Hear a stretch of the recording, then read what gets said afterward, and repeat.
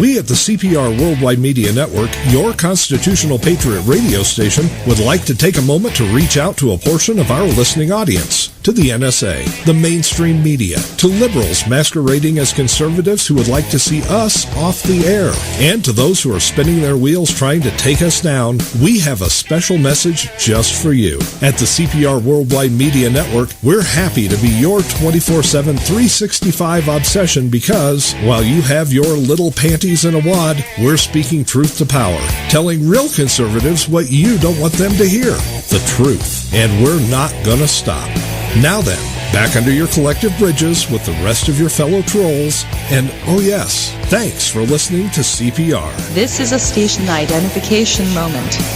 You're listening to CPR Worldwide Media, a division of CPR Media Network, coming to you live right across the planet. Check out our website at www.cprworldwidemedia.com and our Facebook page at facebook.com/CPR Worldwide Media. This is CPR Media Network, coming to you live from the USA.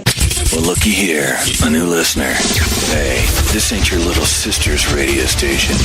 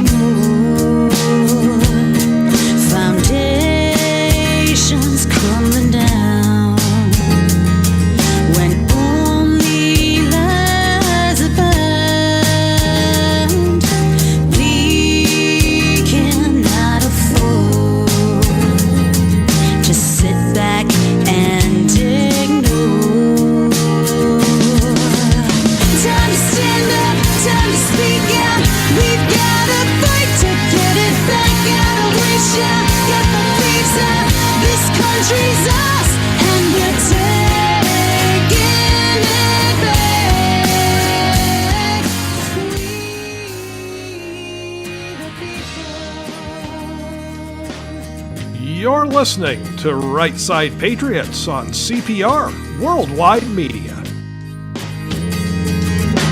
We, the people. Hello and welcome to Right Side Patriots. Craig Andreessen and Diane Story. Me from the National Patriot. She from the Patriot Factor. And Diane, how are we feeling today? Almost there. I'd say in my case, I'm about 95% there. The only thing I really have left that irks me is the tiredness. The flu really drains you guys, especially this flu that we were not prepared for, basically, what is that, Craig? I don't know. That is weird. Okay, but it no seems idea to what be that gone. But as I was saying, none of the doctors were really prepared for this strain of flu because this is a strain that came in with the illegals, not the strain that this year's flu shot was given. So we're all kind of test cases to see how long it'll last. Well, but the flu is nothing compared to what you went through. How are you feeling now? Well, I got the same issue. I'm still just really tired. I mean, pancreatitis will take it right out of you. And I'm out of Gatorade. Oh, no, that's a crisis. Get Susan to that store immediately. I have run out of electrolyte supplements. Oh, no. Oh, no. Oh, no. Well, Craig, I kind of think between the flu and the electrolytes, we kind of have a couple of other things that you and I need to be worried about, don't we? Well, we had some Pakistani pinhead threaten us the other day. Is that what you had in mind? I think so. Craig and I, and CPR itself actually got threats. In writing. Against in writing. us. Coming from Pakistan, threatening that we would be killed. And I have the man. It is a man's exact quote here. And it's kind of interesting. And this is a quote. You and your radio network have defiled the name of the Prophet in Islam. All those who criticize the Prophet will pay dearly. Allah have mercy upon you. Well, just because Allah's a crock of crap and their prophet was a pedophile, I don't see how we defiled anything. I mean, we just tell the truth. I'm just impressed that he was able to take his hands off the goat long enough to type us a message. That's true, but his spelling is ferocious. Well, it's just an abomination. But this is the standard message that people get who the Muslims don't like. This man was out of Pakistan. I'm really not too worried about someone out of Pakistan. Are you, Craig? Not really, no. No, I'm not going to look over my back every time. But it does come after about a week and a half after a threat that we also received out of England. Apparently, Right Side Patriots and CPR was mentioned on a British FM station by none other than that Islamist Chowdhury. I'm not sure of his first name. So that's quite interesting. We seem to be causing a stir, all because an old man married a 6-year-old girl. Well, I mean, look, just because Muhammad had worms in his mouth and so does this Pakistani, doesn't really matter to me. No, doesn't matter to me either. And you know what? It kind of means that we've kind of arrived in a sense because now they're afraid of us. They're afraid of the truth getting out. Well, and that's what we do is we tell the truth. We're going to be telling a lot of truth today, by the way, folks. Oh, yes, we are. Diane and I co-wrote an article about King Abdulla, one of our biggest fans, by the way, over in Jordan. The king hates us. Yes. We're probably not going to be on his Ramadan list for cards. No. In fact, maybe we should give him a warning. Abdullah, in case you really don't want to hear what we have to say, just turn off your computers now. So this way you can, not listen to it. And alphabets, we know you're going to turn your computer volume up high. Well, and I'll bet you they crank it up over at the palace. Yeah, I do too. Hello, King. Hi, Abe. We should call him. Yeah, Hi, Ab. Abe. Hey, Ab. We're gonna be getting into that here in a little bit. Apparently, we have really stirred it up over there in the Middle East with that article. It's being published in all sorts of places. We're gonna deliver to you the truth a little bit later today about Kayla Mueller, the American woman from Prescott, Arizona, that was supposedly killed by the Jordanian bombing. If you believe that, we've got some swampland to sell you too. But there's a lot of truth regarding her. Yes, that and needs to Craig, be we delivered. do need to make it clear, though, right up front, so we don't get accused of anything. We both are in total agreement that her being killed at the hands of ISIS was a horrific death. Absolutely. That should not have been. So we don't want you people thinking because we're going to get the truth out that we condone what ISIS did. In no way do we condone their actions in murdering this American girl. And we have a very, very special guest that's going to join us a little bit later in the show today. Staff Sgt. Brian Mast will be our special guest. What a fascinating guy Brian is. Yes, and I'm so glad I had the honor of meeting him in person. In fact, I sat at his table and had a long conversation with him at an Allen West dinner and also at some Republican clubs that I belong to within our area. This man has given so much to this country. But he's not done. He's not done. And you'll hear all about that around 3 o'clock today. You know what's most amazing about Brian Mast is the fact that he actually admits to knowing you. I never cease to be amazed by the people that actually admit to knowing you. Oh, gee, thanks a lot. So we got a lot to cover on the show today. What do you say we wake it up? Yes, Lo, we gotta wake him from his slumber. Our moderate Muslim intern, Mohammed Hussein Obama, sleeping in a cave high in the mountains of Tora Bora. Mohammed! God, that's annoying. Do you have some quick hitters for us today? Hey, Mohammed, by the way, did you know that one of your own from Pakistan let go of the goat long enough to type us a threatening message? Well, Mohammed says he wouldn't let go of the camel, so okay. His girlfriend, the one humper. The one humper. Hey, why don't you load those quick hitters up on the Intercontinental Ballistic Camel and fire those things right on over here, would you? I got a copy. Did you get a copy? I sure did, but mine came through my computer, not through paper. Wow. Yeah, I'm special. You are special. Oh, let's see what we've got today here. What kind of shenanigans have been in the works here for the last few days? Look at this. Maybe this is what we both had, Diane. Maybe it was some sort of strain of Ebola instead of the flu and pancreatitis. It could have been. I mean, they're running rampant, according to Obama. Well, the U.S. is set to pull all the troops out of the war against Ebola. Like we could ever really fight a virus. Well, here's the problem. Here's the problem, Diane. Once again, Obama has let the enemy know when we're leaving. Yes. Therefore, Ebola, which has kind of been, waning over the past month or month and a half, as soon as our troops are gone, it'll make a comeback. We know that. Well, of course, Obama ignores the fact that Ebola has been around for centuries and wax and wanes as, epidemics come and go. Well, but he's pulling the troops out. Now, he sent, about 4,000 U.S. troops to Western Africa to wage war against Ebola. Now, they did not embed any journalists, so we don't really know what happened over there.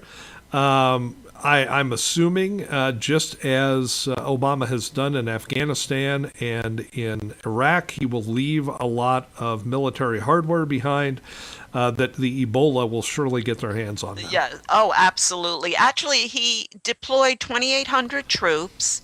1,500 have already returned home, and he's going to leave 100 in place to monitor the Ebola situation. Sure. Now, guys, he what leaves a residual. People need to understand is that medically, like I said, Ebola waxes and wanes and has for centuries.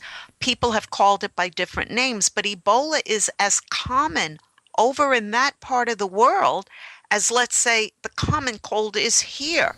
It is a disease of filth, of poverty, of dirt. It breeds in this kind of area. And naturally, Obama leaves residual forces to fight Ebola, but he wouldn't leave them in Iraq. How about in Benghazi? He wouldn't even deploy any forces. Good Lord. I mean, how stupid this whole thing was to begin with. I mean, Ebola was going to kill everybody until the November 4th election was over. And then we never heard of it again. Yeah, and did you notice how the cases of Ebola and the reporting of Ebola died down once the elections were over? Oh, yeah. I hope people have noticed that. Oh, yeah, it was amazing. I mean, right then on November 4th, boom, that was the end of it. We never heard another word about Ebola. Exactly. Well, and speaking of words, Diane, there are some words that the University of Michigan is spending $16,000 to get students not to say anymore. Yes. I first heard about this very early this morning on the Before Fox and Friends show, and I just had a laugh at this. I mean, are we that politically correct that simple words can no longer be said? See, they don't want any of the students on campus to use words like ghetto or ratchet.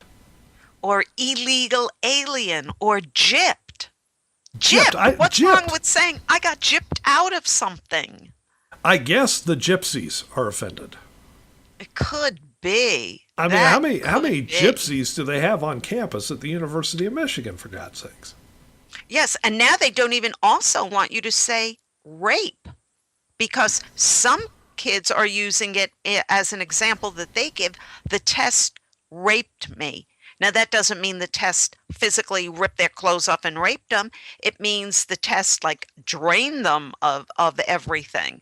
I mean, this is political correctness gone uber. Let's put it that way. If you happen to be part of the student body at the University of Michigan, know that this is how they are spending some of your tuition dollars. $16,000 in an ad campaign to get students to stop saying these words and phrases. It's insane. Yeah, and what word is going to take the place of illegal alien? Oh, wait, I forgot. Obama says undocumented worker. And what word is going to take the place of ghetto? Suburbs gone to hell? I mean, what are you going to say but ghetto? And gypped. And gypped. I mean, this is ridiculous, guys. This is ridiculous. I mean, I saw this morning. Are you kidding me? They don't want their students to say the word gypped. Yeah. I mean, now if you're in world history class, can you say Egypt? Maybe not. I mean, think about that for a minute. Yes. Look, this is just plain stupid, people. I mean, for goodness sakes. And $16,000 is going to be spent on this. That's what's even worse, if you ask me. It's not going to work. No. Students are going to say what they're going to say. This isn't going to work. Exactly. Well, let's see. Next on the quick hitters today, our good friend Brian Williams. Yes. Brian Williams, anchor at NBC. He kind of took himself out of the picture, said he was going to take a few days off. Well, NBC chief executives had a better plan. They said, no, you're actually going to take 6 months off and we're not going to pay you.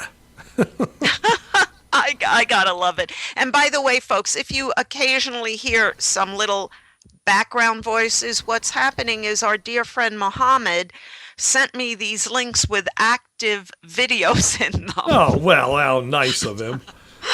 Wasn't it, though? Brian Williams has just been making crap up. Apparently, Yes. for the whole time he's been the anchor at NBC. And it was a revelation that his helicopter never did come under RPG attack when he was in Afghanistan or Iraq, wherever he was. I think it was Iraq in 2003. That kind of lit the fuse on this thing. And since then, we found out that not only did he lie about that, he was also lying about dysentery and people jumping off the balcony at the Superdome during Hurricane Katrina.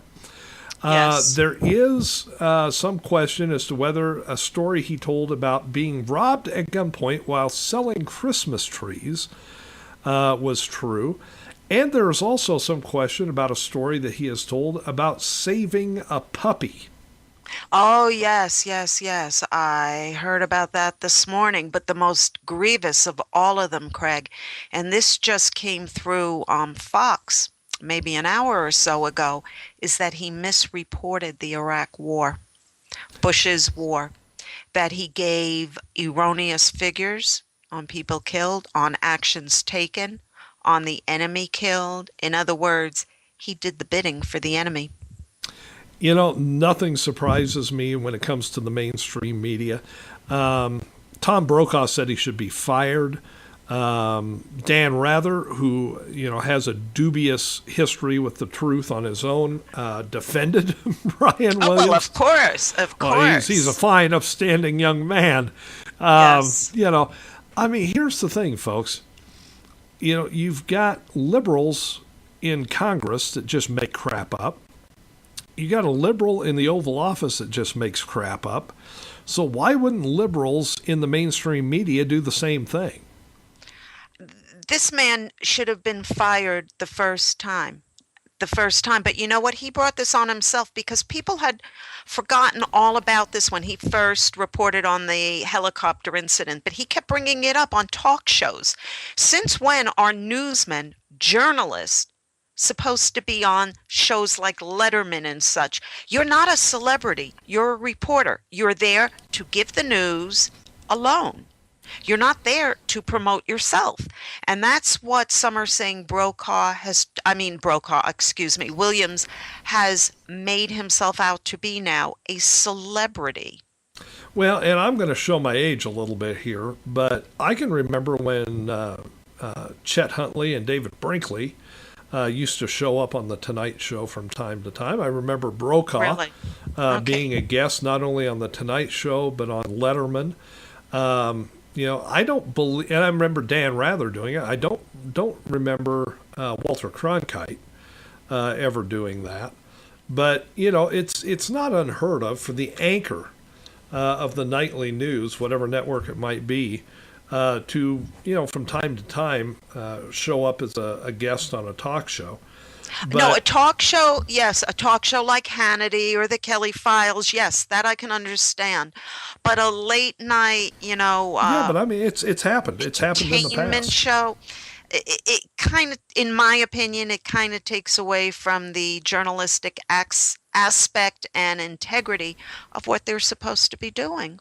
Well, does it take away any more of the integrity than lying?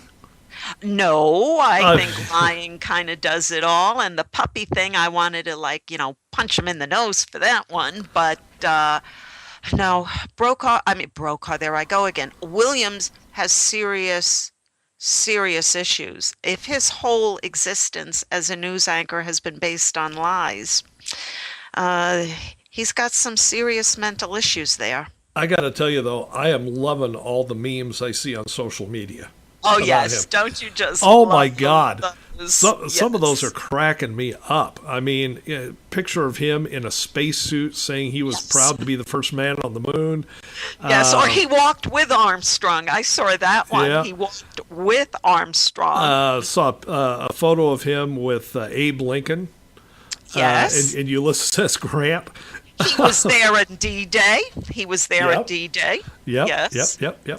I mean, all those, I got to tell you, I mean, if I was Brian Williams at this point, I wouldn't go near a computer because you can't log on to any social media without seeing that stuff. And it is hysterical. But you know what? The narcissist that he's turned out to be, he's probably loving it because remember the old adage, even negative publicity is better than no publicity at all. But I was on the moon. I tell you. Good God. Finally, Seattle and San Francisco are seeing the first impact, Diane, of the $15 minimum wage. Yes, they are. And it ain't good. Folks, couple of outfits, one in Seattle, one in San Francisco. They're reacting pretty strongly to it. The one in, I think it's Seattle, is sending 100 workers to Reno, Nevada, where they don't have a $15 per hour minimum wage, and in San Francisco, a small business there is just simply going to close their doors in March before the $15 per hour minimum wage takes effect. And what's odd about this is small businesses, those with fewer than 500 employees, actually has up to 7 years to implement the new minimum wage, while big business has a phase-in period of up to 3 years. So all Obama's bloviations, by the time that a new president takes hold in 2 years, can do away with all of this. That is very possible. I mean, they could crank this thing back, but the point is these businesses are looking at this going, we can't make a living. We can't sustain our business if we have to pay a minimum wage of $15 an hour. So they're gonna start moving their employees to other locations, other states where those things are not in effect, or like the case there in San Francisco, the small company is just going to shut their doors and say, it's been a nice run, but we can't afford to do this. So instead of waiting until this new system of $15 per hour as the minimum wage bleeds us dry, we're just going to cut the cord right now and say hasta la vista. Yeah, and it's a shame because some of these businesses are well established in their towns. They are very popular. There's some eateries, bookstores. I mean, businesses that have been there for years. So instead of creating jobs like this president claims he's doing, he's actually adding to the unemployment rolls now. Well, and what you're going to see as this thing creeps in, this $15 per hour minimum wage, in these states that have adopted it, what you're going to see is businesses that are going to start cutting their workforce, and the ones that remain, they're going to cut their hours. So I did an article about 3, maybe 4 weeks ago, where I actually gave some of the hard, cold statistics on this. And when the last time they did a hike in the minimum wage, there was a group that followed employees for several years after that, and they found out that the basic minimum wage employee lost $150 a month in wages, not gained a single cent. Right, because the taxes that they take out are higher. Not only the taxes, Diane, but also the hours worked, because the employers are saying, well, if I got to pay more in minimum wage, I'm going to cut their hours to balance it out. True. In fact, I did an article just this week, and it included a big section in it on the jobs numbers for January. And folks, Obama can lie through his teeth all he wants, but actually unemployment increased by a certain percentage, and 200 and something plus thousand people are now out of work, more than they were in December. So he hasn't really created a damn thing. No, but I do have a plan. Okay. All right. From here on out, at least for the next 6 months, every time new jobs figures come out, we have Brian Williams announce them. Then we know we're getting a lie. Okay. Why not? I mean, but look, this $15 per hour minimum wage thing is so atrocious. You know, businesses only have a couple of alternatives to this. They can either jack up their prices to compensate, which means fewer sales, or they can cut the number of people that work for them, or and this goes kind of in combination with cutting the size of the workforce, cutting back on hours, because businesses are not, these small businesses, they're getting by, they're making a living, they're sustaining their business, but that's about it. You start taking this big a chunk out of their net income, they're screwed. Right. And what people also forget, minimum wage jobs, these are entry-level jobs. These are no future job. These are just simple money jobs to get people started. College kids do these type of jobs in the summer, whatever. Right. These jobs are not meant to be careers, folks. You're meant to better yourself as you go along. And if you're going to start at 15, then what do you think you're going to demand when you get a job that's a little bit better than the one where you have to wear a paper hat to work every day? I mean, employers are not going to be able to keep up with this. Plain and simple.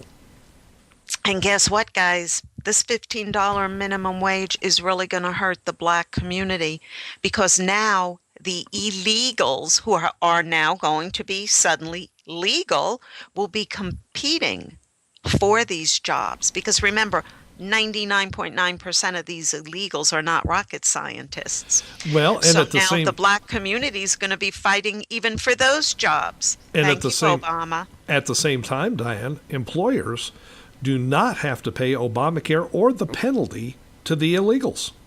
Correct.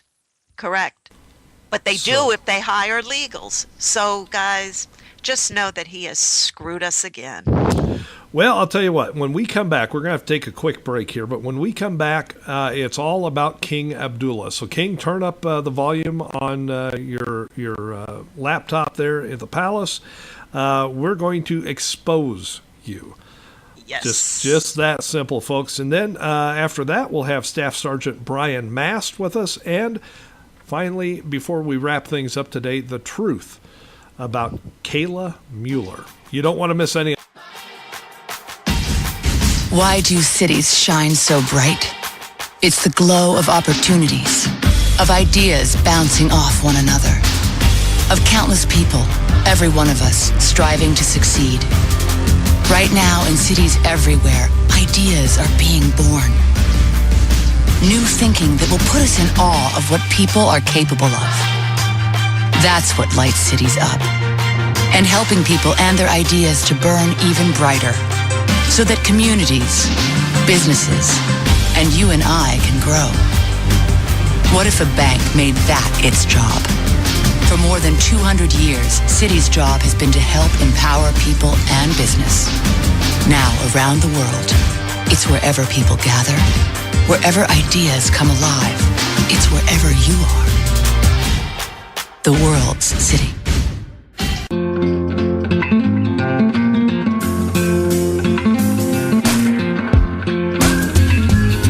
It's not about how many miles you can get out of the C-Max Hybrid. It's about how much life you can fit into it. The Ford C-Max Hybrid, with an EPA estimated range of 540 miles on a tank of gas, and all the room you need to enjoy the trip. Go stretch out. Go further.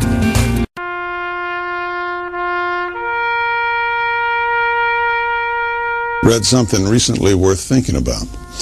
It's the soldier, not the campus organizer, who's given us freedom to demonstrate. It's the soldier, not the reporter, who's given us freedom of the press. It's the soldier, not the poet, who's given us freedom of speech. It's the soldier who serves under the flag, who defends the protesters' right to burn the flag. Isn't it time now to demonstrate that we support our troops? Were it not for the brave, there'd be no land of the free. Fred Thompson's message was brought to you by citizensunited.org.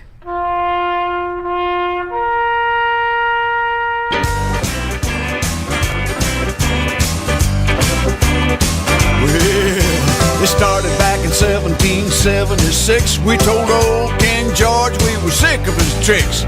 Started our own thing, called it the USA.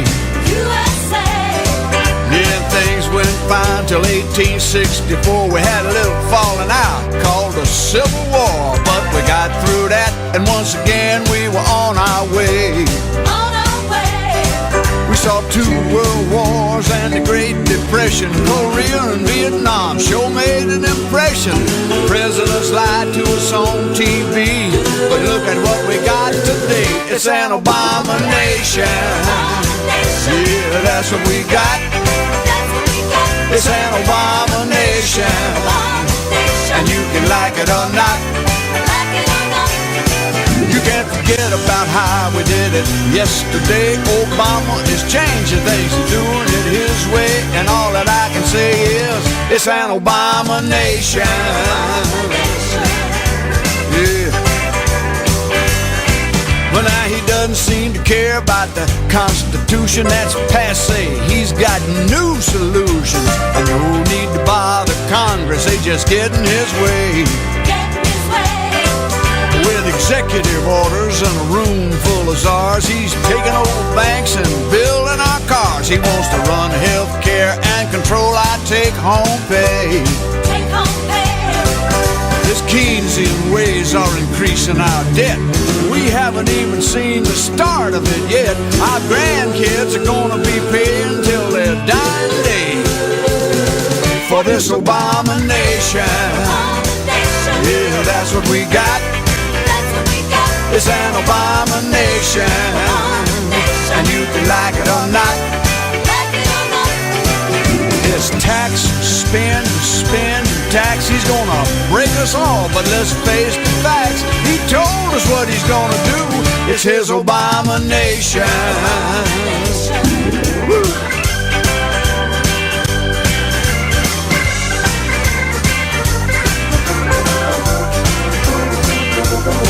Well, he bristles at liberal or socialist. He prefers progressive, but you can bet on this. No matter what you call it, friend, it's an abomination. Yeah, you know, I think he wants to change USA to USSA, United Socialist States of America. Ha! Well, das vidanya, comrade. Woo! Have mercy. Hey, you with the Obama sticker on your bumper. How is that hope and change working for you? You know me, I'm just hoping I'll have some change left in 2012. But that. And we're back on Right Side Patriots. Craig Andreessen from the National Patriot. Diane Sori from the Patriot Factor. And, you know, last week Diane and I put on our Snoopy reporter hats and went and did a little investigating on King Abdullah II of Jordan. And, Diane, what we found out is eye-opening, to say the least. It's not pretty.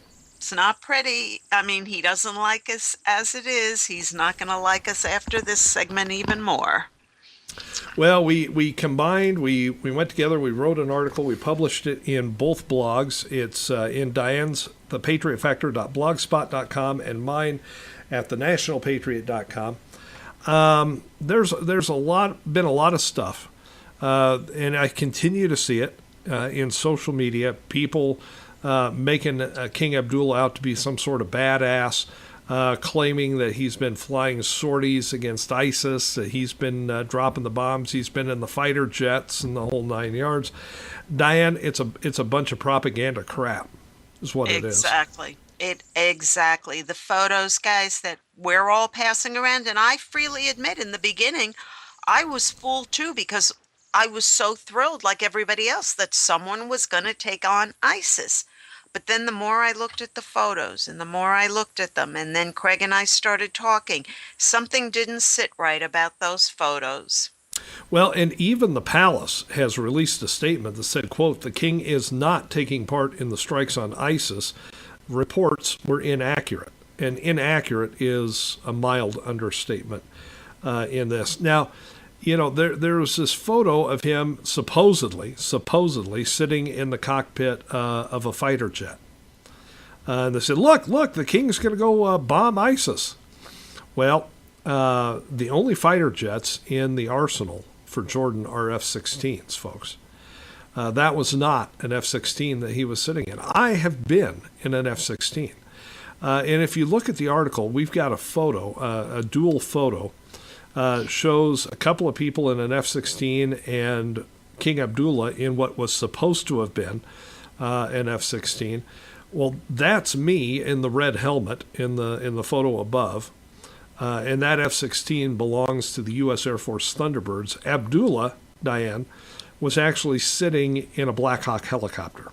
Yes, and Abdullah, while he is military trained, the only certificate he holds to fly is Cobra helicopters. And furthermore, there were no helicopters used in bombing ISIS by the Jordanians. Not one. None at all. It was strictly these F-16 bombers. Now, another one of the photos shows King Abdullah looking like a badass, tough guy, standing there in a pair of fatigues, a pair of black gloves, and wearing a parachute. Mm-hmm. Folks, if you're going to go up in a fighter jet and do what real pilots do in a fighter jet, you have to wear a flight suit and a pressure suit. You don't strap your parachute on over your fatigues. No. You just don't. What are you going to say? Excuse me, I need to get undressed so I can open my parachute. No, guys, it doesn't work that way. Now, by comparison, much to the disdain of liberals and their friends, the Muslims, I put next to that photo an image of George W. Bush. Remember when he landed on the aircraft carrier? Same basic pose, except that Bush is wearing a flight suit and a pressure suit and carrying a helmet. And Abdullah, well, that was a propaganda photo. That was a photo for some fundraiser or something. Yes, and it was taken some months ago. It had absolutely nothing to do with ISIS, with the burning of the pilot, or anything like that. Abdullah, they are pushing Abdullah to the forefront for a simple reason, and one reason alone, and that's to save his throne. And the simple fact is, that Abdullah knows that if ISIS moves in and takes control of Jordan, he is out. But if the Muslim Brotherhood moves in, he gets to stay and remain a figurehead with them pulling his strings. Because what most people don't know is Abdullah is a huge supporter of the Muslim Brotherhood. Yeah, I mean, he is in bed with the Muslim Brotherhood. He supports them at every turn. They have made their way, the Brotherhood has, into Jordan. And the king realizes that, like Diane said, with the Brotherhood in charge, he can be their little puppet. Exactly. And he can be their little figurehead. But with ISIS in charge, because ISIS is trying to get into Jordan too, folks, make no mistake about it, which would be horrible for the Jordanian people. But with ISIS in control of Jordan, the king is off the throne and watching all this, as our friend Mudar said, from a television set in Great Britain. Exactly. This man owns property all over the world, including mansions here in the United States. But people need to know a little history about Abdullah so they understand his ties to the Brotherhood. Remember, in the Arab world, familiar ties are extremely important. Well, his ties to the Brotherhood go all the way back to the 1950s when his father, King Hussein, relied on the Muslim Brotherhood, who were the region's chief Islamists at the time, to help protect his Hashemite kingdom against threats of revolution from Arab nationalist movements. Remember, the Hashemites believe they are direct descendants of Muhammad. Says a lot. They want to be proud that they're descendants of the pedophile prophet. But what his dad did to get them to help in protecting his kingdom was he worked out a deal with them that they would become part of Jordan's government. So after the 1989 elections, Hussein allowed them to hold 5 ministry positions, even though he had to rein them in a little bit later on because they opposed his treaty with Israel. So what Abdullah is doing now, because of those familiar ties, is he's continuing to repay the debt of his father, because in the Arab world, a son dare not renege on a father's debt to those as powerful as the Muslim Brotherhood. Well, and not only that, but what we're seeing, not only from Abdullah right now, but also from Obama, is an attempt to cull, let's say, ISIS from the Islamic herd. And this is because ISIS, it's getting easier to do, by the way, because ISIS is taking their ire out both on Arabs and Arab nations as well as non-Arabs and non-Arab nations. You have to look at what they're doing, and it's easy to get the more moderate Arab countries to say, well, ISIS has got to go. But you never hear any of them downplaying or actually telling the truth about the role of Islam in all of this. They want to separate these groups out. They want, ISIS, Al-Qaeda, Hamas, Hezbollah, Boko Haram, you name the group, they want them all to be separate entities. Well, they are to a point separate entities. However, they all work under one umbrella, and that umbrella is Islam. Right, because like Turkish Prime Minister Erdogan always says, Islam is Islam. There is no moderate Islam. There is no radical Islam. Islam is Islam. And he should know. He's an Islamic leader. These groups, it's like an octopus with 8 different legs. You cut off one of the legs, another grows back to take its place. They all work off the fundamental Islamic principles of the infidels must die. They work off of Surah 9:5, kill the infidels wherever you may find them. That is mandated in the Quran. They are following the Quran. Now, just because King Abdullah is full of camel crap, and those photos are propaganda photos, and even the palace admits that he has not been on any sorties, nor will he be taking part in the direct bombings of ISIS. This is not to say that the military of Jordan is not doing so. The military of Jordan is now basically in control of Jordan. Yes. And we know this because when the Jordanian pilot was executed by being burned alive in that cage, literally about 30 minutes later, it wasn't the king of Jordan, who happened to be in Washington, D.C., meeting with Obama at the time. Yes. It wasn't that he stepped forward and addressed the people of Jordan. Oh, no, no, no. It was the military that stepped forward and gave a nationwide address on Jordanian television, seeking revenge against ISIS for what they did to the Jordanian pilot.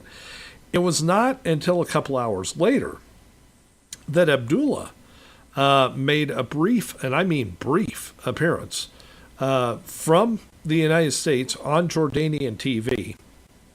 And we have the video of that locked and loaded in this article. And that video, he is speaking in Arabic, but it comes with English subtitles. So you can read along with what he's saying. There is no seeking of revenge. There is no ire or anger, really, in his voice. He's just basically trying to save face a little bit, because the military stepping in and doing this in Jordan, there is no protocol for that. There is nothing in the Jordanian constitution, or whatever you want to call it, that allows for the military to decide that they are going to go to war and they are going to seek revenge and they are going to bomb the hell out of some enemy. That is reserved for the king. But in this case, it wasn't the king that came out and said it first. It was, in fact, their military. Right. And what the military leaders actually did was they publicly slapped the face of the king, and they elevated themselves, the military, above the monarchy. They are running the show now in Jordan. Abdulla right now is a puppet. He is a figurehead. He basically has no more power to speak of as far as this war goes. And you can see it in his address. And like Craig said, we have it in our article. He never even says the word retaliation for the death of the pilot. Never says the word. Never says revenge. Gives a very flat, monotone statement with basically no emotion on his face. It's really, I mean, if you were to compare this speech against George Bush's speech with the megaphone down at Ground Zero, where you could see the emotion and the anger in Bush, and you look at this, it's astounding. The difference is astounding. Now, know also that the Jordanian military is primarily financed and supported by, guess who? You, me, and all of our listeners. U.S. taxpayer dollars are used to support and fund the Jordanian military. So the Jordanian military, doing great work right now, just bombing ISIS daily. They are more or less taking their commands or their nods. They are beholding to the United States of America, and if they do something that the United States doesn't like, they could be cut off financially. Yes. So Obama, in effect, is kind of pulling Jordan's military strings, and that's not good, folks. That's not good at all, because while Jordan is going gung-ho now, can you imagine if Obama tries to rein them in? Now, today, he proposed something to Congress about going to war against ISIS for 3 years with boots on the ground. And people need to understand up front, we cannot win this war with limited targeted airstrikes. We have to have boots on the ground, but it needs to be coalition boots. It's not just for America.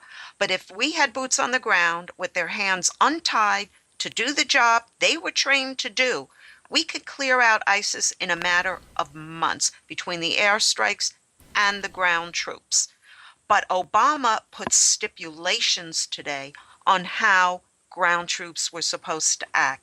Again, he's tying the military's hands because he doesn't want to lose. Not for America to lose, he doesn't want his blood brethren to lose. I cannot stress that to people enough. If you didn't hear him in his speech at the prayer breakfast, mocking Christianity, his supposed faith, if you didn't hear other words he said there, and if you don't understand now which side the American president is on, you've really got your heads buried in the sand. Now, one thing that our listeners should also really come to an understanding of is that Obama wants Abdulla out. He wants him out of power. What Obama wants is the Muslim Brotherhood in sole command in Jordan. Now remember, Obama tried to install the Muslim Brotherhood to run Egypt, and that fell apart. So he kind of owes the Muslim Brotherhood a country, as it were. He does not want Abdullah there as a figurehead. He simply wants sole control of Jordan to fall to the Muslim Brotherhood. This is why I believe that you see the military stepping up and overruling the king and taking the power away from the king, is because they are doing basically what Obama is telling them. You either do this. This is my belief. You either do this, or we're going to cut back on your funding. Yes. Yes, and you know what? You can sort of sum up this war in a nutshell. Besides it really being Sunni versus Shia, remember ISIS is also killing fellow Muslims, but most of them that they are killing are Shia instead of Sunni.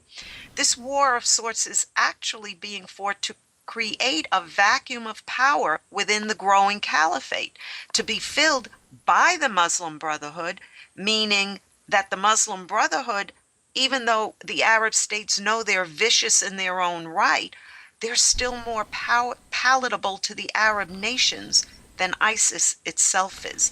They're not as savage as ISIS itself is. Instead of being 7th century barbarians with 21st century weapons, they were initiated in the 20th century, so they're 20th century savages with 21st century weapons. But now, not all Arab nations are, willing to look the other way when it comes to the Muslim Brotherhood. We know President El-Sisi in Egypt is no fan of the Muslim Brotherhood whatsoever. I mean, this is the group that he literally threw out of Egypt. Yes. And it's the Brotherhood right now that's trying to work their way back in to Egypt. It's the Brotherhood who is literally running Hamas, and we know the problem that Hamas has caused in Israel. Yes. So, the Muslim Brotherhood really is as dangerous as ISIS. They're just not as savage as ISIS. Not as savage, not yet. Not yet, and yet being the primary word there. You can't be wanting to turn things over to the Muslim Brotherhood and think everything's going to turn out okay. It's not. Correct. Well, you know what? If there is any good thing out of this whole nonsense in the Middle East, is the fact that Egypt and Israel are now becoming allies, and staunch allies. Well, and that is because El-Sisi in Egypt understands the importance of Israel. He knows that the best thing for the entire region is to have a firm democracy called Israel in place, recognized as a nation state. And hopefully that will become more apparent to some of the other Arab countries as well. Muammar Zahran, who would make a great president of Jordan, understands that. He realizes that. He's a practicing Muslim, but he understands that Israel is key to peace in the region. Having that democracy is good for everybody in the region. Israel will raise the level of the lake and every boat will float taller because Israel is there. And he understands that. El-Sisi understands that. What we need to do is get more of the Arab nations to understand that same fact. Yes, yes. And, Israel is always thought of as the enemy, as the aggressor. All Israel wants to do is live in peace. It's the surrounding Arab countries, the 27 Arab countries that surround this one little sliver of land. They are the aggressors. And folks, you need to understand this and understand this well. Every time Obama says the word ISIL, every time people in his administration say the word ISIL, every time his military press secretary, like he did yesterday, say the word ISIL, they are giving a shout out to the Levant. The Levant does not have Israel on its map. That is the ancient caliphate that they are trying to build. So every time these people say ISIL instead of ISIS or IS, they are giving a shout out, a kudos to ISIS. Basically, literally, what they're doing is verbally eliminating Israel from the map. Yes. Yes. And they don't care. They don't care. They are counting on the sheeple and the apathetic, and I'm sorry to say this, but the ill-informed, and do I dare say I won't say the S word, I'll say the people with their heads buried in the sand can't pick it up or won't pick it up. ISIS is not ISIL. I mean, they want Israel wiped off the map. But if you are on the side of America, if you are on the side of Israel, if you are on the side of the West, of civilization, you need to call them ISIS or IS even. But most assuredly, ISIS. Don't recognize the Levant, for God's sake. But that's what Obama's doing, folks, and there you have it. If you haven't read the article, either go to Diane's blog at thepatriotfactor.blogspot.com or my blog, thenationalpatriot.com. Read the entire article that we collaborated on and spread it around. Help us expose the truth of what's going on in Jordan, the truth behind the person everybody's putting up on a pedestal right now, King Abdullah II. And the truth about what Obama's real desires are in that region. The further you spread that article, the more people will know the truth. Exactly. We need to get the truth out because this has got to stop, folks. This has got to stop. I mean, Obama wants to send more of our troops over there. We do know that a ground war is the only way to end this. But he is sending them over there with their hands tied behind their backs to get slaughtered again by these barbarians. Not only that. We cannot let that happen. Not only that, Diane, but before we even start, he's told them when the end date is. Exactly. That was Again. the best thing. He announced today, you'll be there for 3 years. So now ISIS knows, okay, we'll lay low for 3 years, and then we'll go again. This man is a traitor to this country. People need to wake up. Congress, get off your asses and start impeachment proceedings. It's the only way we're going to save what's left is when Obama is out of office. Plain and simple. This just gets me so angry, Craig. You have no idea. Well, I'll tell you what. I do have an idea because it pisses me off too. And I'm sure it does our listeners as well. Folks, we're going to take a quick break. When we come back, we will be joined by a very, very special guest, Staff Sgt. Brian Mast. And if you don't know his name, you will. By the end of the next half hour, you will be amazed by this man, and you should be. Yes, he is.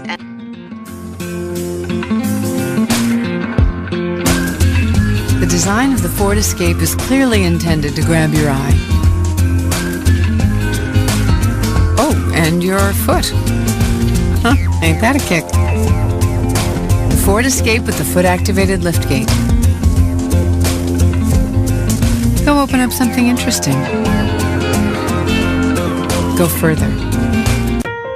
Citigold is an account from a global bank with over 200 years' experience, offering international banking expertise across over 100 markets. Your dedicated investment consultant adds a unique personal touch to your banking experience. Complimentary lifestyle offers like Marhaba service and free global money transfers help you save on time and money. At the core of Citigold is your dedicated relationship manager, personally looking after your financial needs. Be it lifestyle privileges like golf, lounge access across the Middle East, or worldwide privileges, Citigold provides you with a rewarding experience. One card is all you need for all your Citibank accounts.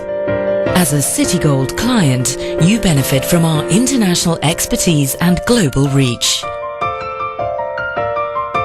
Citigold is more than an account. It's a personal banking service offering exceptional privileges, customer service and recognition worldwide. So wherever you are, Citigold will be with you.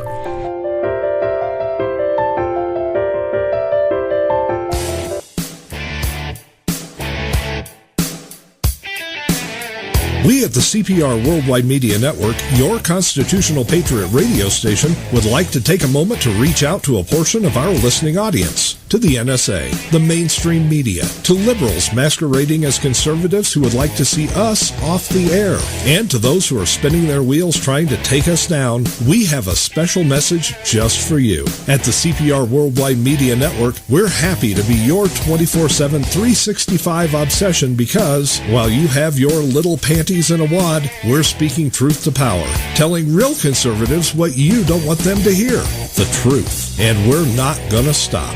Now then, back under your collective bridges with the rest of your fellow trolls, and oh yes, thanks for listening to CPR. This is a station identification moment. You're listening to CPR Worldwide Media, a division of CPR Media Network, coming to you live right across the planet. Check out our website at www.cprworldwidemedia.com and our Facebook page at facebook.com/CPR Worldwide Media. This is CPR Media Network, coming to you live from the USA. Well, looky here, a new listener. Hey, this ain't your little sister's radio station.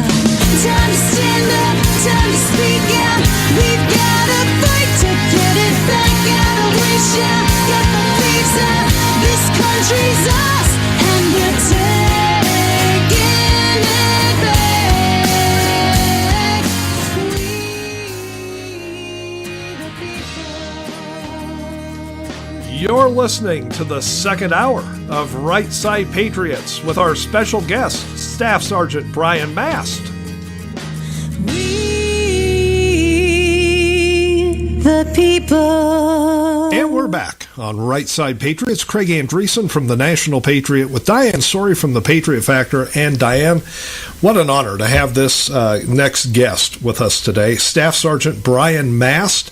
If you don't recognize the name right now, you probably will in the next month or two. Let me just run down a little bit of the list of things that the Staff Sergeant has done over the years. He joined the U.S. Army back in 2000, and then after being severely wounded in Afghanistan, he retired in 2012. But as we know, so many members of our military that retire never quite fully retire from what they do. And the staff sergeant is one of those people. He is now an honorary member of the 75 Ranger Regiment. Did a lot of work with them when he was assigned to them, saved so many lives when he was assigned there, that they've made him an honorary member now. And if you look at the list of medals, they just go on and on and on. We're talking about numerous medals for valor, merit, sacrifice, the Bronze Star Medal, the Army Commendation Medal for valor, the Purple Heart, the Defense Meritorious Service Medal. It's just almost unending with Staff Sergeant Brian Mast. And now he can add to his resume the fact that he has been a special guest on Right Side Patriots. Staff Sergeant Brian Mast, welcome to the show. We're glad to have you. I'm going to add that one to the top of my LinkedIn after we finish. And I'm honored to say that I have met the staff sergeant in person. We sat together at the same table at an Allen West dinner, and I also re-met him again at some local Republican clubs. And the reason the staff sergeant is going around and speaking at different clubs is within the next short period of time, it appears that he will be announcing that he will be running for Congress from District 22 here in Florida.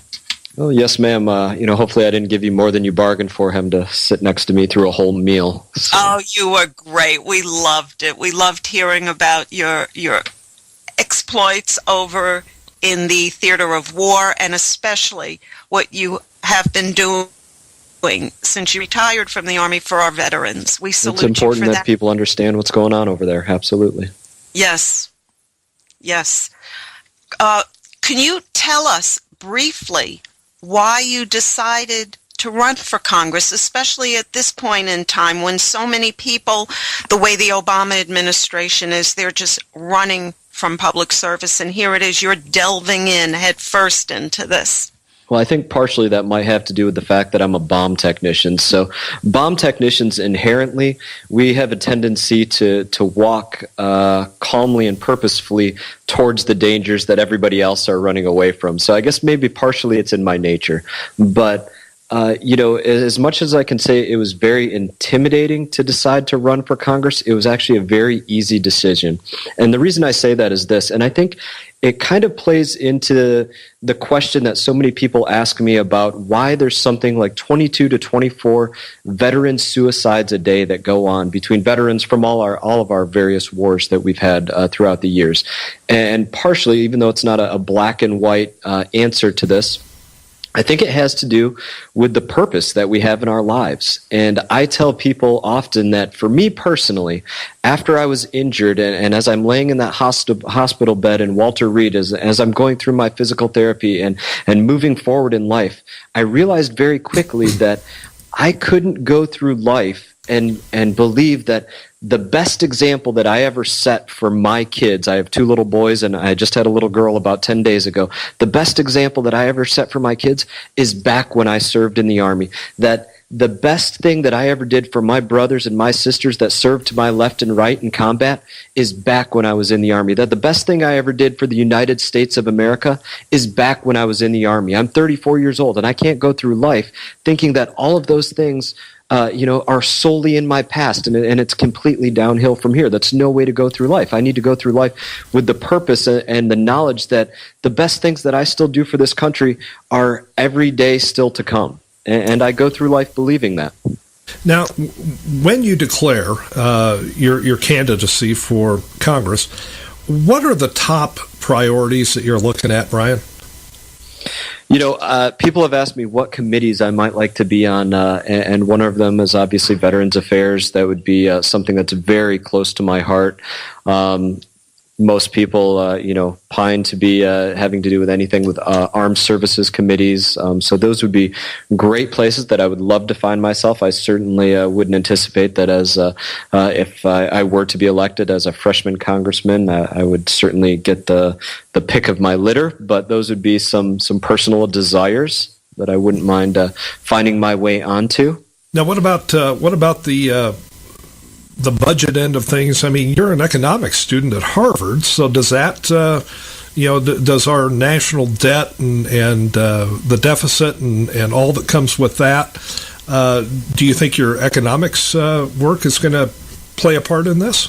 I like to think that my work in economics could play a part in it, but more so than that, I like to think that my just level of common sense would play more so a part in this. And I think that our economic situation is one of the biggest issues having to deal with our national security going forward. I think it's common sense to most people when they see, members of ISIS beheading people on the internet and having desire to do that to basically anybody that has a Western mentality like ourselves. They say, yeah, this is a good fight, that we should be hunting our enemies like this to the end of the earth. But a lot of people can look at that with a certain level of common sense and say, well, we're $18 trillion in debt. How do you justify going to hunt our enemies to the end of the earth? And some people might have reserve, when they say that. Now, when I look at our economic situation, I say, okay, I'm a father, and I look out for my own family, and I say, it's not acceptable that I spend more money than what we bring in every month. And I look at running in, any corporation or any business, and no business can thrive and say it's acceptable that we spend more than what we bring in any month. And I wouldn't be a supporter of any member of our federal government saying that it's acceptable that that's how we run our federal government. That's no way to sustainably run our federal government. So I think it goes beyond being an economics major. It's just common sense. Yes. Now, I have a question. It's a little different than in the way we're going right now. But right now we have a president that is vacillating back and forth about ISIS, about going after ISIS, who are probably the biggest threat to our security right now, not only for our people still over in the theaters of war, but reports have come out that they now have operatives in 49 of our 50 states. As a veteran who honorably served, what would you say to President Obama to get him to realize who the enemy is and what has to be done? I think this is the most unfortunate part about it, that President Obama, I believe that he fully knows who the enemy is. I can't understand, as you can, why he's not willing to commit to combating this enemy of the United States of America. And I'm sure we could probably pontificate for a long time about why he doesn't do this. But, it's so obvious to the rest of us. We can look back through history and we can say, okay, it didn't work at the Munich conference to appease Germany by giving them Czechoslovakia. It didn't work to ignore Japan because eventually they found their way to Hawaii to bomb our Navy. It didn't work to ignore our enemies of Al-Qaeda when they bombed our embassies, when they bombed the USS Cole, when they bombed the World Trade Center the first time. It didn't work to ignore them those times, and they ended up coming back and attacking the World Trade Center. And it's not going to work to appease this enemy of radical Islam, and it's not going to work to ignore the enemy of radical Islam that's facilitated through ISIS or Hamas or Hezbollah or any other way in which it manifests itself. True. Now, you bring up Hamas. You just came back from spending, a month over working with the IDF in Israel. Can you tell us a little bit about that experience? Absolutely. This experience that I had in Israel, it's something that stemmed from some of my time up at Harvard. So I go to Harvard and I spend the bulk of my time up there in the summertime because, as I tell some people, prosthetics and snow and ice, they just don't mix that well. So I end up completing most of my degree in the summer. And if I were to be up there, say, this week, it would be very difficult to get around, as you can imagine.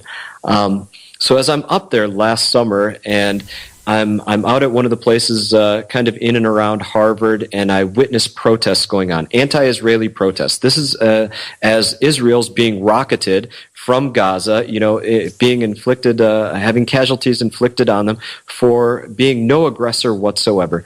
And I'm witnessing all of these anti-Israeli and also anti-American protests. And I said, this is just simply wrong. Those that think that it's not okay for Israel to defend itself would not be thinking that way if Canada or Mexico or Cuba were firing rockets into the United States. They would expect men like me or those that I served with to go and combat those enemies immediately and then they would be proud of us for doing so. And to have this double standard that they don't think it's okay that Israel defend itself, I just considered it to be completely wrong. And it was at that moment that I decided, okay, I'm going to find a way to go to Israel and show my support for Israel. And for me personally, showing support is not writing something on Facebook, or it's not writing a 100-character tweet and saying, I support Israel. For me personally, it's getting my own hands dirty, giving of my own blood, my own sweat, my own tears. That is a show of support. So I knew that I needed to find a way to get over there. And coming from the background of being a soldier, I knew that I wanted it to be some way militarily. And I didn't know exactly what it would be, but ultimately I found my way to having this opportunity to volunteer alongside the IDF. And it was really the experience of a lifetime. I gained so much insight that strengthened my resolve to have positive United States and Israeli relationships. So. Did you go in the field anytime during these bombings, or did you give your expertise as a bomb expert? Were you hands-on, actually? I was hands-on doing military work day in and day out. Basically, their work week is a little bit different than ours. It doesn't go Monday through Friday because they begin Shabbat, obviously, on Friday. But basically, Sunday to Thursday, I was working all day on several military bases, doing work that needed to be done. Now, I wasn't under any idea that the work that I was doing was going to be like working at the tip of the spear, which is what I did when I served in the United States military. I retired from a place called the U.S. Army Joint Special Operations Command, and I didn't think the work that I was going to be doing was going to be like that. But I knew that the work that I was going to be doing was going to be meaningful to me and meaningful to the people that I was around, and it certainly was. I could have been more amazed than to say that I was received by Israel from one end of Israel to the other as though I was an ambassador representing the whole of the United States. Dignitaries sought me out, generals sought me out, civilians sought me out. They found their way to the bases that I was serving on just to come and talk to me and have a conversation with me about why I was there, showing my support for Israel and hoping and praying that every other American felt the exact same way that I felt. That was their greatest desire. Do you represent everybody? Is this how everybody feels in the United States? Because that's what they want. They pine for our friendship, and it's an absolutely amazing feeling to have somebody want your friendship that much. Let me ask you a fast question, and then I'll give it over to Craig. Do the Israeli people really understand that the vast majority of the American people stand behind Israel, stand behind Netanyahu? Do they understand this? While our president goes out of his way to stab Israel and Netanyahu in the back every chance he gets, do they really know that we, the people, are behind them? I think that they do. I think that they believe in their hearts that the average United States citizen is behind them, that the members of our United States military are behind them. But believe this 100%. I say this with zero exaggeration. I don't think I met one person over there that was waving a pom-pom for President Obama. That it just simply did not exist. Every single person over there was very down on him. Obama couldn't believe the way in which he trounces around, basically not being an ally to our greatest ally in the region. And It's very disappointing to have to explain your own president to these people that you love. Right. Now, let me ask you something. This might make you a little uncomfortable. Staff Sergeant Brian Mast is our special guest today, and almost to a fault, every one of the members of the military we talk to try and get them to talk about themselves in any kind of glowing terms is almost impossible. It makes them uncomfortable. It's not who they are. But let me ask you this. You show up over in Israel on a pair of Lieutenant Dan's magic legs. Did the members of the IDF that you worked with, did they wonder why in the world was somebody who had lost both their legs, was walking on prosthetics, come to their country to help their military? I mean, what was the overall feeling when you first walked into those bases? I think it created an overall feeling of inspiration. I'm proud to say that it did inspire those people, that those soldiers that I was serving alongside, to see me with 2 prosthetic legs, with some meat missing from my forearm, with a missing finger, a hand that doesn't work that well, and doing the exact same work that they were doing right alongside of them, sweating my butt off, getting as dirty and hard into that work as what I could. That inspired them to work harder, because, it's one of those things that I would say during my own time in the military. Whenever I was doing something difficult or maybe not that pleasant, I would look to the people to my left and right, and I would quite often say, well, you know what? If that guy's doing it, then I know I can do it. And if that's the role that you might have to play to inspire people, I was proud that I could do that. Now, I was given a number of opportunities while I was there to go there and meet with their injured service members at a place that they call Beit Al-Ohem. This is where many of their wounded warriors do a lot of their recovery, and we got to have a lot of just incredibly inspiring conversations where we got to share our own experiences, their experiences during the Gaza War, my experiences in Afghanistan, and know that we had so much common ground between each other, and not just common ground between what we've gone through, but why we did what we did because of the hopes that we have for the future. And that was the most important part about what we were able to share. And beyond that, I had, as I mentioned, I had civilians that were showing up to the base, trying to meet me and just have a conversation with me.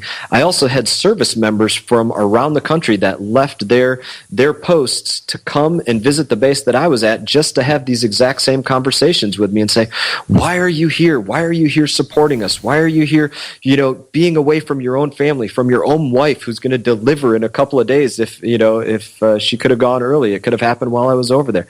And it meant a lot to them. And that really made me honored that they looked at me as this sort of ambassador of the United States. I was proud that I could do so, and I hope that I represented the United States well while I was there. I'm sure you did, because I've been hearing glowing things from people that I know over there who had the honor of just knowing you were there. You were an unbelievable ambassador of our country. You represented all of us.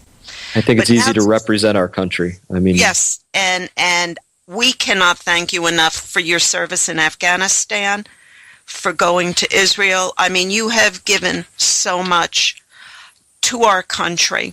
And now that you're back, I know you have also been involved in veterans issues. Can you elaborate a little on that? Well, I guess one of the things that I try to convey to my kids as best I can, which is partially why I went to Israel, which is why I do a large amount of the volunteer work that I do, is that this became very personal to me, a life lesson that I learned to say, it's not just about eking out as many minutes of life as what we can, because I definitely realized firsthand that that's something I'm never going to know the answer to, just how many minutes of life that I have. But I do know that it became important to me that with the minutes that I know I do have, that I spend them in the most worthy possible causes that I can find. And for me, serving the United States of America will always be that kind of cause. Serving Israel will always be that kind of cause. Serving my fellow veterans will always be that kind of cause. And so when I'm around, my own area of South Florida here, I'm blessed that there's so many veterans around here that it's not difficult for me to find veteran-centric organizations to go out there and contribute my time to. Groups like, the Stand Down House, where we go out there and we try to do work with our homeless veteran population. I'm blessed to work with a number of different groups that come from around the country. One of my favorites is a group actually based out of Danbury, Connecticut, that came down here recently to South Florida to do some work. One called Help Our Military Heroes, that helps to provide wheelchair accessible vans to all of our veterans that are coming through Walter Reed Army Medical Center. And I could probably point out a list to you in a several-hour conversation of groups that are out there doing work for veterans that simply take what their own individual hobby, expertise, line of work may be, and they're finding a way to apply that to veterans that are coming home. And I could speak on that for a lengthy period of time. Sometimes I actually give speeches on that, on just how much goodwill I'm out there witnessing being done for our veterans coming home. People should be incredibly proud about this. Yes, and I know you do a lot with Frank and Andrea Pleshia. They are the biggest veterans advocates that I know. They're both out there 24/7. Yes, Exactly. and I know you do a lot of work with them, and all I can say is thank you so much for all you do. I think it becomes easy to do this kind of work. As I've told some people before, when I woke up at Walter Reed Army Medical Center, I was injured September 19th, 2010. I think I woke up at Walter Reed about 5 days later. And the quality of the individuals that I woke up alongside there, when I woke up there was something like 30 to 40 veterans showing up at Walter Reed in a similar situation to myself, missing 2 legs and an arm, some of them missing 4 limbs, some of them missing 2 or 3 limbs, and they were blind, or they had a piece of shrapnel go through their head, or any other number of combinations of injuries. And these individuals are guys like Rob Jones, who recently biked across the United States of America last winter during one of our heaviest winters, missing 2 legs on a stand-up bicycle. Or a friend of mine, Todd Love, who's out there, who's missing 3 limbs, learned to, get out there and does competitive skydiving now, learned to play the piano, and does countless of number of other things. Guys like my friend Johnny Jones, who's out there running a nonprofit called the Boot Campaign, that's out there doing things. I mean, there's so many veterans out there that could easily say, oh, poor me, look at what happened to me, but they're not. They're out there doing the best that they can every single day, and that inspires me. Yes. Let me take you back in the few minutes we have left here. I mentioned at the very top of this interview that you joined the United States Army in the year 2000. When you joined, things were not the way they are now. Take us back to September 11th, 2001. You've been in the Army for approximately a year, and then all of a sudden, things changed. What changed for you that day? What was it like for you?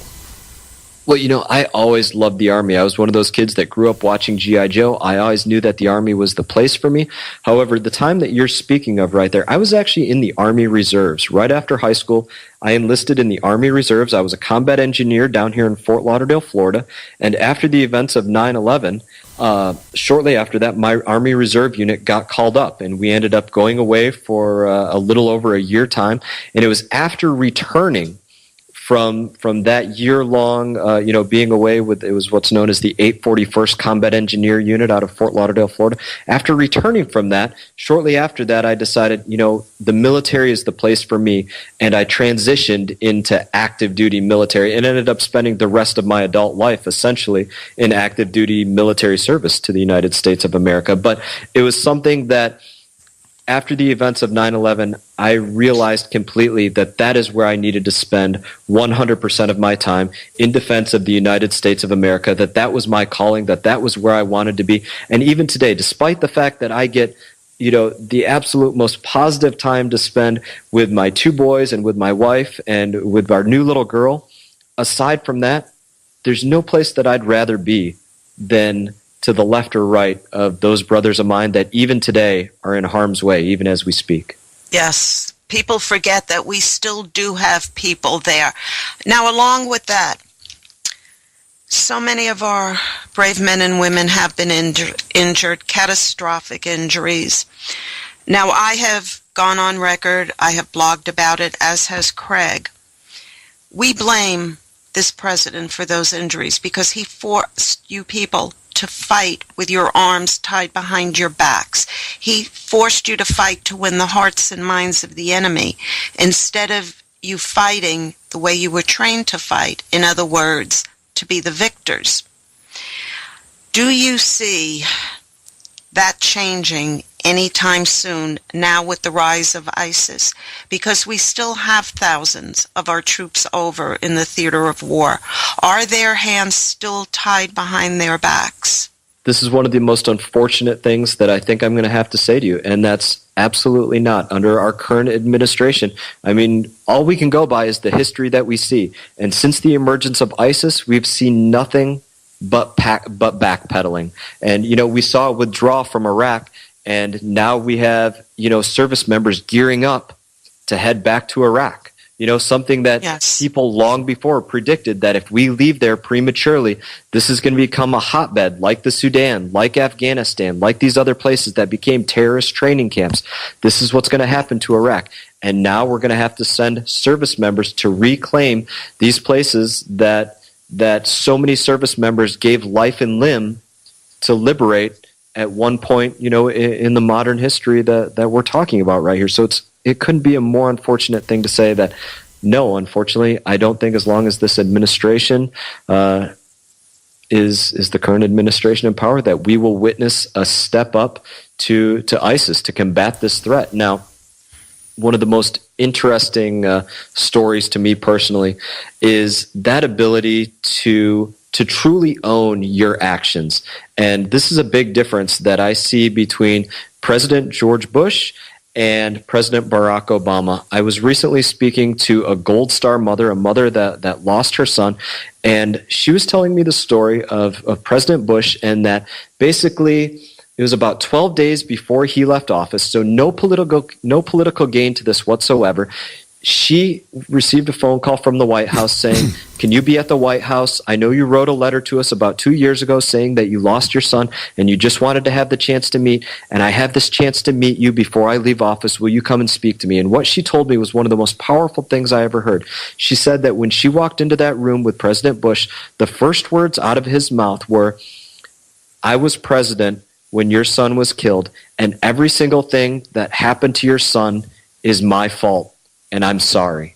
And for a president to take ownership like that was just the absolutely most amazing thing that I could have heard. And it made me just swell with so much pride for President Bush, which I already had for him, pre-existing. But to have this mother tell me that, it elevated him so much higher in my book. It's a story that I love to share. Well, that's the difference between this president and President Bush.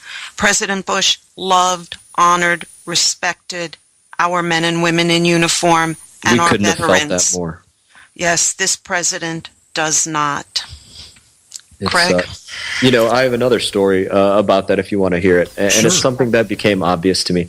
And so this was something that I was honored to do it. I was honored to be, my wife and I to be selected for this. But during the State of the Union in 2011, we were asked to be the guests of President Obama and Michelle Obama and Jill Biden and Joe Biden. And my wife and I were asked to be their guests for the State of the Union.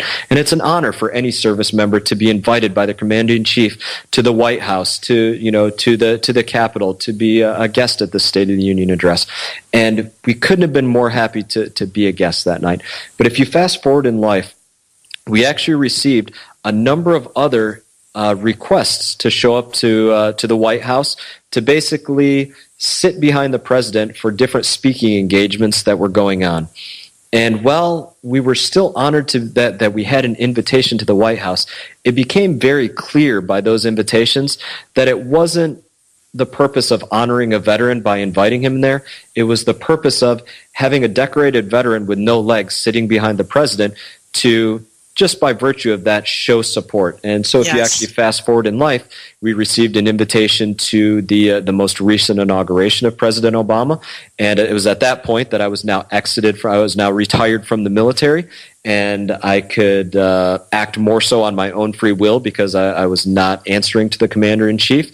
And so I said, listen, I sent a message back. I appreciate the invitation, but my wife and I do not support this current administration, and we will not be taking you up on your offer to attend the inauguration.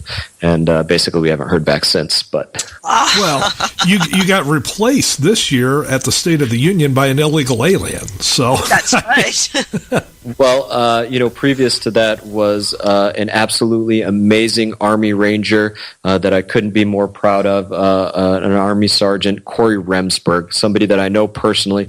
That's an absolutely amazing individual. This was the individual that there was a record set on the House floor for the longest standing ovation giving to anybody, and that was given to Sergeant Corey Remsburg. Just an amazing individual. If you ever get the opportunity to meet him or his family, certainly do not miss that.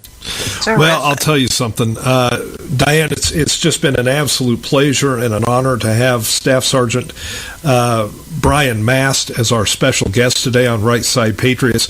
This is a guy, and Brian, if you allow us, we'd like to have you on again sometime.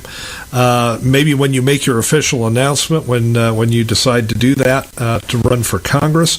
But I just I'm absolutely both amazed and really confused by the staff sergeant's, wondering what kind of legacy he's going to leave to his children.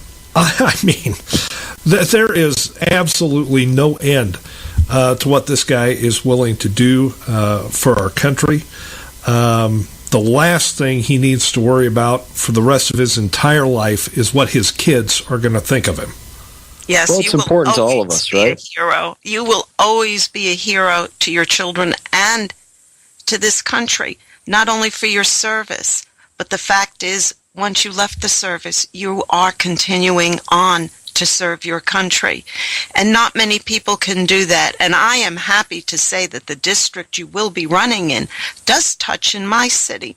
So I can actually be out there campaigning for you. Well, thank you, ma'am. I can say easily that it's a lesson that I learned myself, that we have to continue inspiring our children, that as a son of my own father, that I was never too old to be inspired by my father, and he was never too old to inspire me. And I say this by this quick story that, one of the first things that my father said to me as he's standing at my bedside when I woke up at Walter Reed is he said, Brian, this is one of the first things he said to me. He said, Brian, you need to find a way to get up and get out of this bed and get back to work. He said, you can't let your kids see you sitting on the couch day in and day out, because they're going to grow up and they're going to think that that's okay. You have to find a way to pull yourself up from this.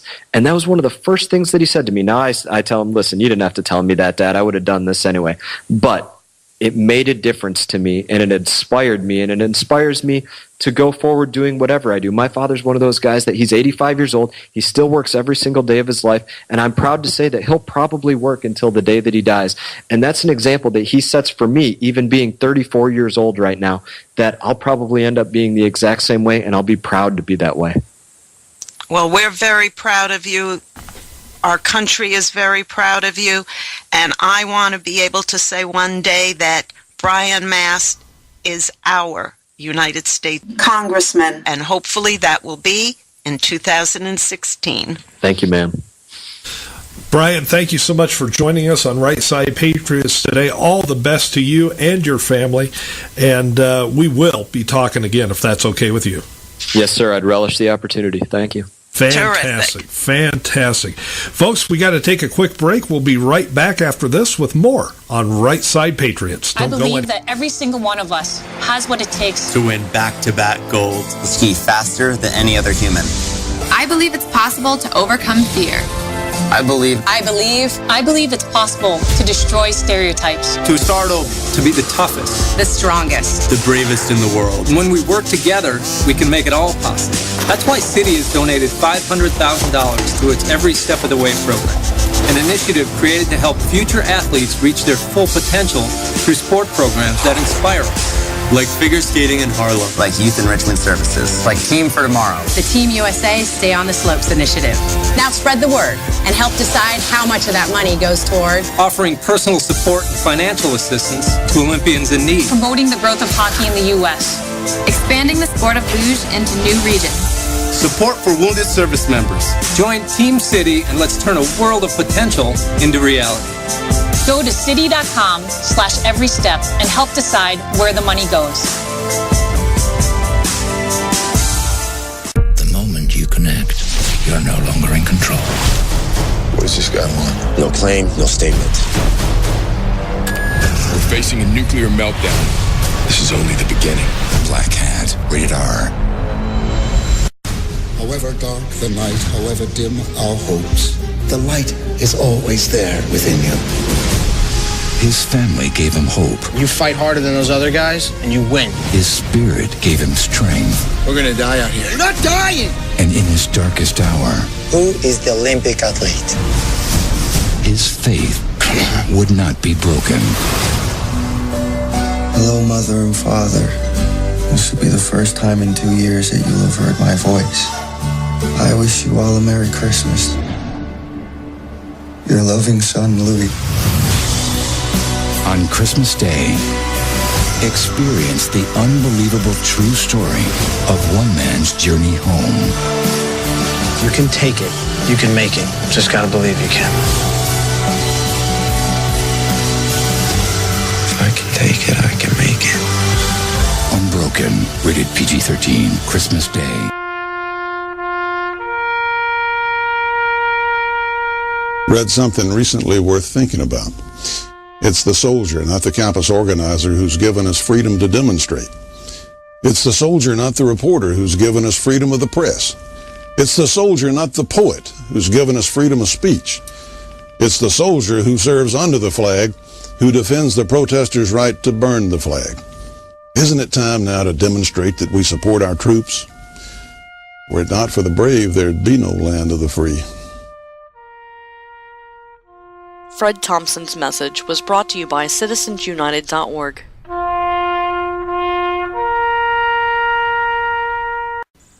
And we're back on Right Side Patriots. Craig Andreessen from the National Patriot with Diane Sori from the Patriot Factor. Diane, how about Staff Sgt. Brian Mast? Wow. Amazing man, and this man would be one big plus for Congress. I really hope all that when he announces his candidacy, that you all get on his bandwagon, try to volunteer for his campaign, because we need people like him in Congress, because if anyone will ever do the right thing, it's Brian Mast. You know, if this country had more Sergeant Masts, we wouldn't be in the trouble we're in now. True. He's sort of like Alan West in a lot of ways. And if we can get Alan in the Senate maybe and him in the Congress, we've got a good start. Well, you know, we said we were going to get into this, and we are. We've all heard by now that Kayla Mueller, the American woman who had been held by ISIS, is dead. Confirmation letter and photos apparently were sent to her parents by some of these barbarians in ISIS, and the family actually confirmed that the photos were her, and that she is dead. Now, she was from Prescott, Arizona. But folks, don't be misled by the sainthood that has been cast her way by mainstream media. Yes, Kayla Mueller was a member of the International Solidarity Movement, ISM, and she spent at least 2 years working with that terrorist support group. ISM supports Hamas, Hezbollah, and assorted other groups. She was involved in demonstrations against Israel in a part of East Jerusalem, and she also went into homes that Israel was going to raze and tried to stop the bulldozers and such from doing it. She took parts in demonstrations to interfere with the IDF demolishing of these homes, as well as these homes being the homes of suicide bombers. And they're trying to paint her as a, selfish volunteer trying to help poor Arab, refugees. And she did, help some in refugee camps. But her sympathies and her support lied with the Palestinian terrorists, and she constantly interfered with the movements of the IDF on behalf of terrorist groups. She was used by the ISM as a tool for worldwide jihad. She was one of their pawns. But she was a willing participant in it, and that's what people need to understand. She went over there for the express purpose of taking part in those types of things. She hooked up with those groups. She willingly participated, willingly used herself as a human shield against the IDF. This was the inevitable outcome. Yes. And once again, ISIS has taken a Islamic terrorist sympathizer and killed them. Now, Yes. we're all being told, of course, that she died in the Jordanian bombing against ISIS, but I don't believe it. I simply don't believe it. I think she's been dead for months. We'll probably never know how she was killed, but she had a Syrian boyfriend, and they were both apparently at some point taken into custody by ISIS. They let the boyfriend go. They kept Kayla Mueller. When the boyfriend apparently at some point went back to try and secure her freedom from ISIS, they told him no, and he simply left. Once again, what we have here is a situation, looks for all the world, like these Syrian quote-unquote rebels, the very rebels Obama's been arming, turned an American over to ISIS. And I say again, Diane, because it's happened before. Yes, and this woman also wrote letters of support on the ISM website where she signed her name. We have some of those letters, but obviously you can't see them. This is radio. She was a staunch supporter of the Palestinians, of the Syrian rebels, who we now know are anything but altruistic in their goals because they are aligned with ISIS and Al-Qaeda. She was involved in riots in the town of Be'eline. She, again, tried to stop the IDF from doing their jobs. Now, what I don't get, and I will never get this, she's been over there for a number of years. She was 26 years old when she's been declared dead. She has been over in the Middle East for years. Where are her parents' mentality to let a young girl go alone to a danger area like Syria in the Middle East? Where are her parents' brains? They must be just like Bo Bergdahl's parents, die-hard, bleeding heart liberals. Do I know that for a fact? Of course not.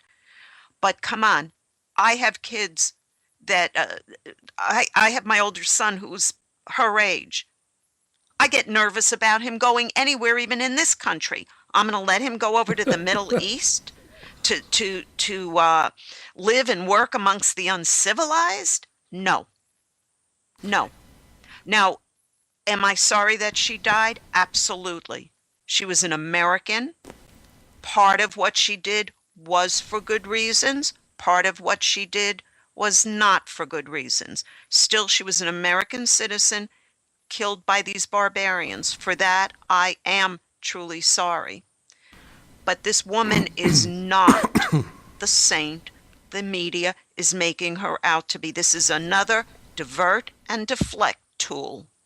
Well, and compare what she did with what Staff Sergeant Brian Mast did, okay? Brian went over and worked with Israel. He went over and worked with the IDF.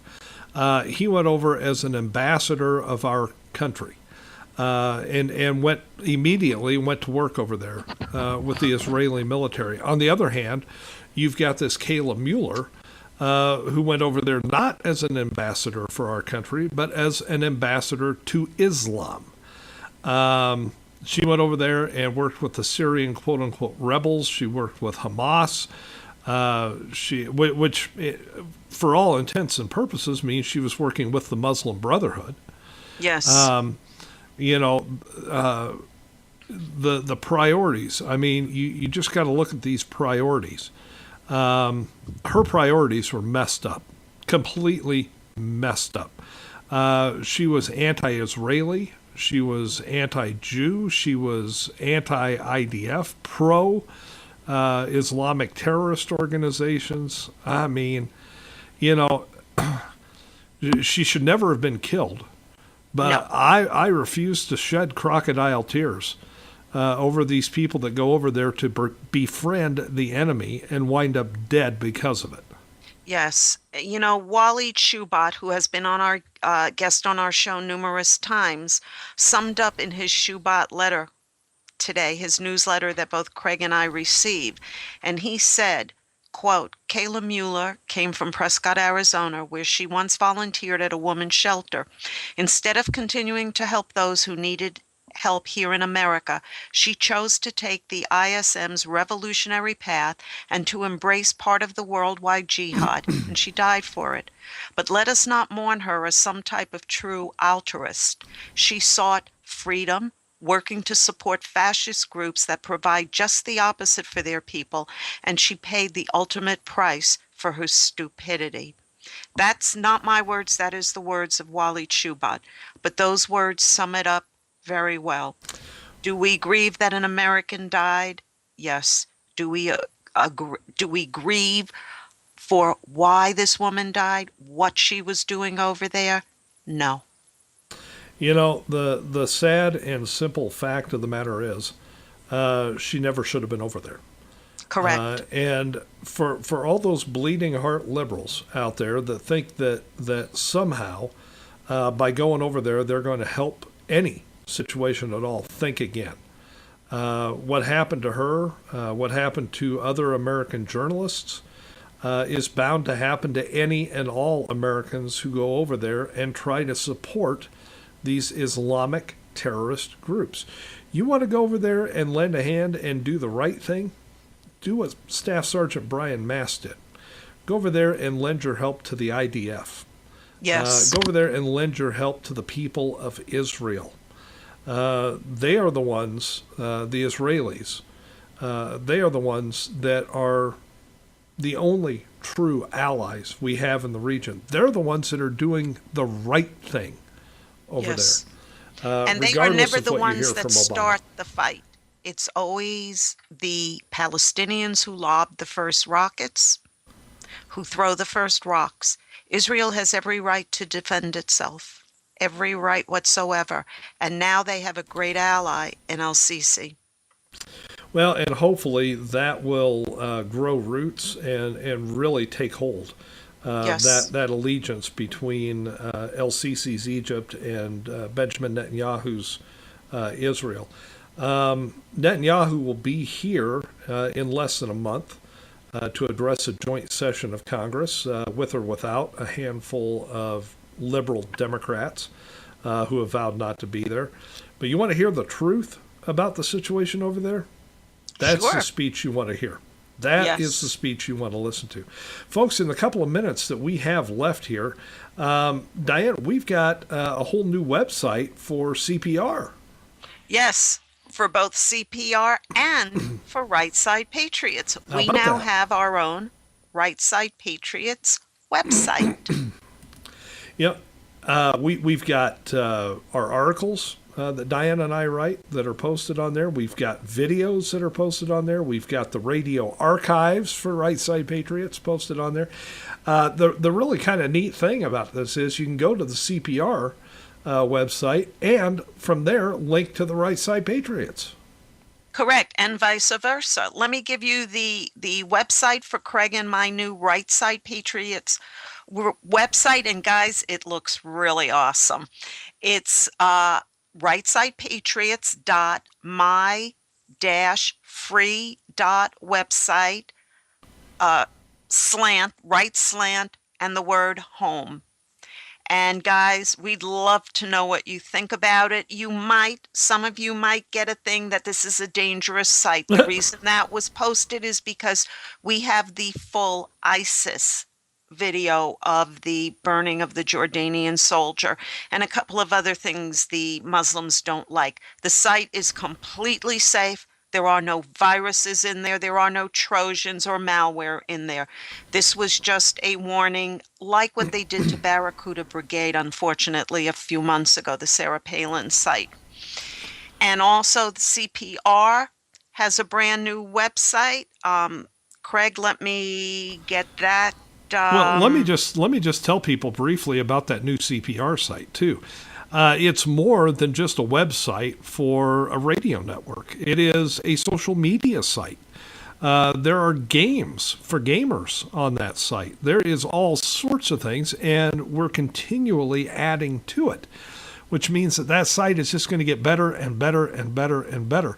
You know, if you're tired of getting knocked off of Facebook or having your stuff censored over at Facebook, come on over to the CPR site because we've got social media right there for you. Yeah, and it is totally totally unbelievable, everything that's being put on there. Like Craig said, there are games. You can start groups there. You can start pages there. You can really do absolutely everything that you do on Facebook, but the big difference is it's uncensored. You can say what you want. Of course, you cannot threaten to kill anybody. I mean, that's pretty obvious. Be reasonable, people. Come on. But it is an absolutely awesome site. It looks beautiful. I'm going to look now for the actual link to give you the call out letters for it. It is http dot, the colon / CPR Worldwide Media.net. That'll CPR. bring you to the cover page, the main page, and from there, have fun with it, guys. There's chat rooms in there. There's links to the radio. There's links to all the CPR shows. It's a great site. Yeah, just go over there at cprworldwidemedia.net and sign in, create yourself a little icon, and you're off and running. Folks, that's all the time we have today. If you missed any of the show, we're going to rebroadcast it at midnight tonight right here on CPR Worldwide Media. And Diane, you and I will be back on Saturday. Yes, we will. And hopefully feeling better than we have for the last week or two. So What do you mean week or two? Mine is going on 3.5 weeks here with this nasty flu, but I'm almost better, guys. I know. I can't wait till you're better. I can't wait till you can eat something besides Gatorade and toast. I know. Folks, look, have a great rest of the day. Diane and I will see you on Saturday. Say goodbye, Diane. Bye, guys.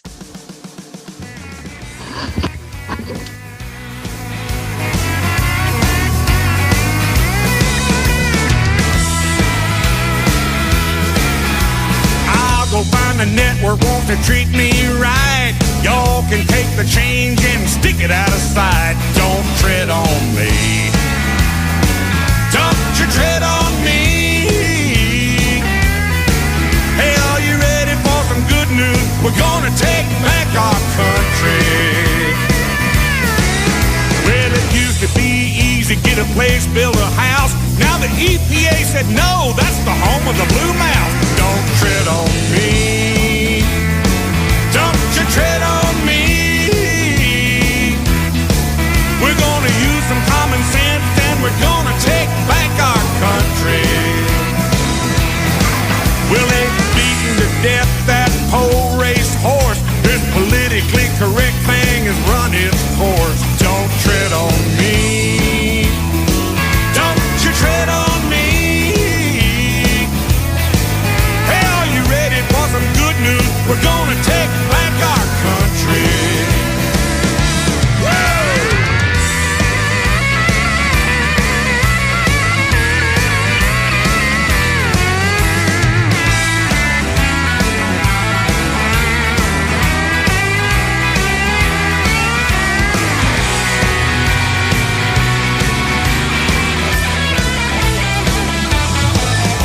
Facebook, Twitter, YouTube, and Bing.